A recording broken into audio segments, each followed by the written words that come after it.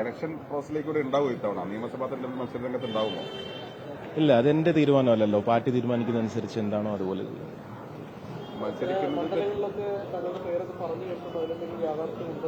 ഇല്ല, ഞാനും പറഞ്ഞു കേൾക്കുന്നതേ ഉള്ളൂ. ഇല്ല, വാർത്തകളിൽ കണ്ടതേ ഉള്ളൂ. അതെ.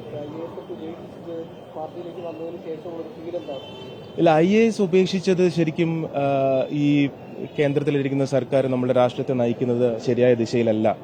അത് ശരിയായ ദിശയിൽ കൊണ്ടുപോകേണ്ടതുണ്ട് എന്നുള്ളൊരു വ്യക്തമായ ധാരണയുള്ളതുകൊണ്ടാണ് IAS രാജിവെച്ചത്. അത് കഴിഞ്ഞ് ഒരു 5-6 വർഷത്തോളം പലയിടങ്ങളിലായി സംസ്ഥാനങ്ങളിലായി യാത്ര ചെയ്യും, 80-90 ജില്ലകളെ യാത്ര ചെയ്യും. അവിടെ എല്ലാം കണ്ട് മനസ്സിലാക്കിയതാണ് കോൺഗ്രസ് ആണ് ശരിക്കും ഈ ഇന്ത്യയുടെ ഒരു ശരിയായ ദിശയിലോട്ട് കൊണ്ടുപോകാൻ പറ്റുന്ന ഒരു പാർട്ടി എന്നും അതിൽ എത്രത്തോളം എനിക്ക് കോൺട്രിബ്യൂട്ട് ചെയ്യാൻ പറ്റുന്നോ അത് ചെയ്യണം എന്നുള്ളൊരു ധാരണ ഉണ്ടായതുകൊണ്ടാണ് കോൺഗ്രസ് ജോയിൻ ചെയ്തത്.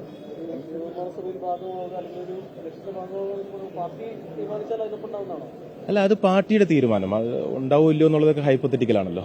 പൊളിറ്റിക്കലാകുമ്പോഴേ പാർലമെന്റ് രംഗത്ത് ഉണ്ടാവുന്നതല്ലേ ഇതൊരു നല്ലത്, കുറച്ചുകൂടി പ്രവർത്തനം ജനങ്ങളിലേക്ക് എത്താൻ. ഇല്ല, നല്ലതോ ഇല്ലയോ എന്നുള്ളത് ഇത് ഹൈപ്പോത്തറ്റിക്കൽ ക്വസ്റ്റ്യൻസ് ആണ്. അതുകൊണ്ട് അത് ലെറ്റ് ഇറ്റ് കം.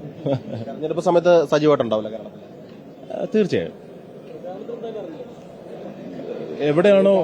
എവിടെയാണോ വർക്ക് ചെയ്യാൻ പാർട്ടി ആവശ്യപ്പെടുന്നത് അവിടെ വർക്ക് ചെയ്യും. തീർച്ചയായിട്ടും. ഡയറക്റ്റായിട്ട് ചോദ്യമാണ്, ഈ പാലക്കാട് ഭയങ്കര സജീവമായിട്ട് കേൾക്കുന്നുണ്ട് പേര്. അങ്ങനെ എന്തെങ്കിലും തരത്തിലുള്ള കമ്മ്യൂണിക്കേഷൻ പറ്റുന്ന ഉണ്ടായിട്ടുണ്ടോ? പാലക്കാട് മത്സരിക്കണമെന്നോ മറ്റോ? ഇല്ല, വാർത്തകളിൽ കാട്ടിലുള്ള ഇതേ ഉള്ളൂ. എനിക്ക് ഇതേ ഉള്ളൂ. സോറി, നല്ല പനിയാണ്, അതാണ് വേർക്കുന്നത്. ഓക്കെ.